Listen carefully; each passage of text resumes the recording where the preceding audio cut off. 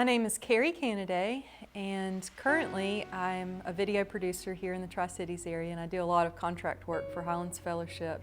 And I came to this area to attend school at Emory and Henry College back years ago in 1998. And so I started praying for Emory and Henry specifically, and I would sit in my bedroom at night during the day whenever I had time, and I would just pray for the college. I would pray for the community there.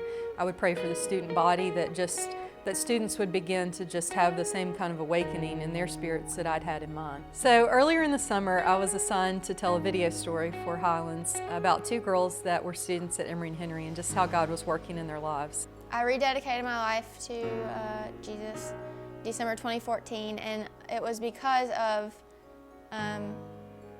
first off, Jesus is so gracious, but Alyssa Clark was just such a light to my life. Carrie Canaday came to campus and she filmed my testimony with Alyssa. As I was conducting the interview, I came to realize that one of the girls who had just telling about amazing experiences that she'd been having with the Lord was actually from my hometown. Here we had so many similarities, but just the fact that she was a living example of what I've been praying for all these years. We're walking out to the car and the girls are helping me carry my equipment out, and we're chatting, and I asked them where they lived, and they told me that they lived in Promised Landing Apartments in Abingdon. She said, "Oh no, I did too." And so they said, "Yeah, we actually live back in the back in the 3-bedroom apartments."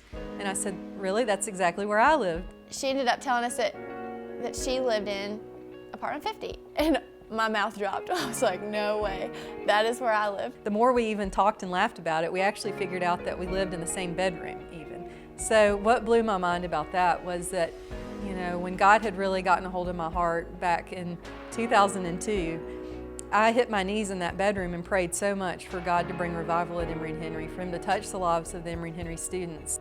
And I spent so much time in that room doing my quiet time every single morning. Like, I can feel her answered prayers. And I didn't know that's what it was then, but that's what it was. God is answering her prayers 14 years ago. Emory's on fire. We have so many leaders coming in on that campus, and they're constantly telling me, you're never gonna guess like what happened last night. You're never gonna guess who poured their heart out to me. You're never gonna guess how this person's life changed. My prayer for Emory would be that God keeps placing different lights on that campus, different leaders, people who are willing to, you know, step out of their comfort zone for Jesus. And I just want to encourage anybody that is praying for something and maybe has been praying for decades, not to give up, but just to keep hope and just to know that our God is faithful, and if He lays something on your heart, it's for a reason, and He wants us to pray because He does want to bring those results to us for His glory.